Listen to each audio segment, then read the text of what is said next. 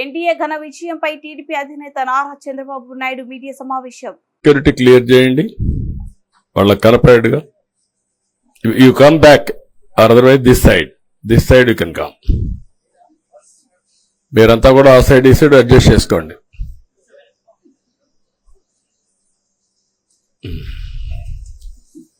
ఏంటి బాగున్నారంతా? మీకు ఫ్రీడమ్ వచ్చింది, ముందు స్వాతంత్రం మీకు వచ్చింది, మాకు కాదు, మీ తర్వాత ప్రజలకి. Okay, good. మళ్ళీ ఢిల్లీకి వెళ్తున్నా ఈరోజు. వెళ్లే మునుపు మీ అందరితో మరీ మాట్లాడకుండా పోతే ప్రజలతో మాట్లాడలేం కదా. మీతో మాట్లాడితే ప్రజలతో మాట్లాడినట్టు. ఎలక్షన్ అవుతారు, నిన్నంత బిజీగా ఉన్నా కాబట్టి ఒక 2 నిమిషాలు మీకు చెప్పి తద్వారా ప్రజలు చెప్పేద్దామన్న ఉద్దేశంతో ఈ కార్యక్రమానికి శ్రీకారం చుట్టాను. ముందు మీడియాకి, అదే మరి రాష్ట్ర ప్రజలందరికీ ధన్యవాదాలు. శిరస్సు వంచి నమస్కారాలు తెలియజేస్తున్నా. ఎందుకంటే నా సుదీర్ఘమైన రాజకీయ యాత్రలో ఈ 5 సంవత్సరాలు చూసిన ప్రభుత్వాన్ని నేను ఎప్పుడూ చూడలేదు. ఒక రంగం అని కాదు, ఒక వ్యవస్థని కాదు, ప్రజాస్వామ్య వ్యవస్థలన్నీ ఏ విధంగా ఇబ్బంది పడ్డాయో, ఏ విధంగా నిర్వీర్యం చేశారో మనం అన్ని చూశాం. అయితే మా ధ్యేయం ఒకటే, ప్రజలు గెలవాలి, రాష్ట్రం నిలబడాలి. దీనికోసం ఎన్ని త్యాగాలైనా సరే చేసి మళ్లీ భావి తరాల భవిష్యత్తు కోసం ముందుకు పోవాలని చెప్పి వెళ్ళాం. నేను చాలా ఎన్నికలు చూశాం. 10వ ఎన్నిక నిన్న.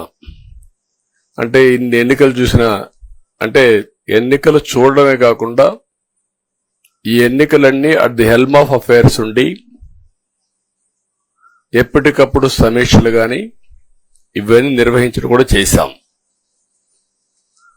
రాజకీయాల్లో ఒడికిదుడుకులు సాధారణంగా ఉంటాయి. ఎవరు శాశ్వతం కాదు. దేశం శాశ్వతం, ప్రజాస్వామ్యం శాశ్వతం, రాజకీయ పార్టీలు శాశ్వతం, అధికారం అశాశ్వతం. రాజకీయ పార్టీలు కూడా సక్రమంగా ఉంటే మళ్లీ ప్రజలు ఆదరిస్తారు. లేకపోతే రాజకీయ పార్టీలు కూడా చాలా పార్టీలు కనుమరుగైపోయినాయి. వ్యక్తులు కనుమరుగైపోయారు, రాజకీయ పార్టీలు కనుమరుగైపోతాయి. కానీ ఇంత హిస్టారికల్ ఎలక్షన్ నేను ఎప్పుడు చూడలా. నా జీవితంలో చాలా ఎలక్షన్స్ ఫేస్ చేసే కానీ వేవ్ కనపడేది, వ్యతిరేకత కనపడేది. కానీ ఈ ఎలక్షన్లో ఎక్కడో అమెరికాలో ఉండే వ్యక్తి ఒక 5 లక్షలు 10 లక్షలు ఖర్చు పెట్టుకొని నేను రావాలి, ఓటేయాలి, రాష్ట్రం నిలబడాలి, ప్రజలు గెలవాలి అనే ఆవేదనతో వచ్చారు. ఎక్కడో పక్క రాష్ట్రాల్లో ఎక్కడో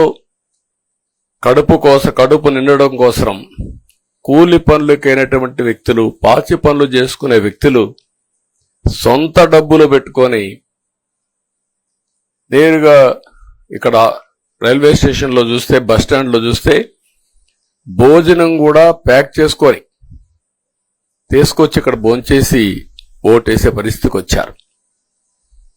ఈ కమిట్మెంట్ ని ఏ విధంగా వర్ణించాలో నాకైతే అర్థం కాదు. ఏ విధంగా వాళ్ళని అభినందించాలో కూడా అర్థం కాని పరిస్థితి. అనేక ఎన్నికల్లో అనేక అనుభూతులు చూశాం. కానీ మేము అన్ని ఎన్నికల కంటే ఇది ఒక తెలుగుదేశం పార్టీ చరిత్రలో, ఆంధ్రప్రదేశ్ రాష్ట్ర ప్రజల చరిత్రలో సువర్ణాక్షరాలతో లిఖించదగ్గ ఎన్నిక. ఇది ఒక హిస్టారికల్ ఎన్నిక. ఆగస్టు క్రైసిస్ తర్వాత, ఎన్టీ రామారావు గారు పార్టీ పెట్టిన తర్వాత 83లో మేము గెలిచాం. అప్పుడు 200 సీట్లు వచ్చాయి. కొత్తగా పార్టీ పెడతానే ఎన్నికలకు వెళ్లి 9 నెలలు అధికారంలోకి వస్తే 200 సీట్లు వచ్చాయి. 94లో మీరు ఒక్కసారి చూస్తే ప్రజా వ్యతిరేకం వల్ల 3 ముఖ్యమంత్రులు మారడం వల్ల ఆ రోజు మీరు ఎన్నికలు చూస్తే దగ్గర అపోజిషన్ పార్టీకి రిక్వైర్డ్ నెంబర్ అంటే అపోజిషన్ లీడర్గా వచ్చే స్టేటస్ రాకుండా వచ్చాయి. అవన్నిటిని మరిపించే విధంగా ఈసారి ఊహించని విధంగా వచ్చింది. అంటే దానికి కారణాలు నేను ఎక్కువ చెప్పక్కర్లేదు, అనుభవించిన ప్రజలకే అర్థం అవుతుంది. ఎప్పుడైనా సరే ప్రజాస్వామ్యంలో ప్రాథమిక హక్కు మాట్లాడే స్వేచ్ఛ.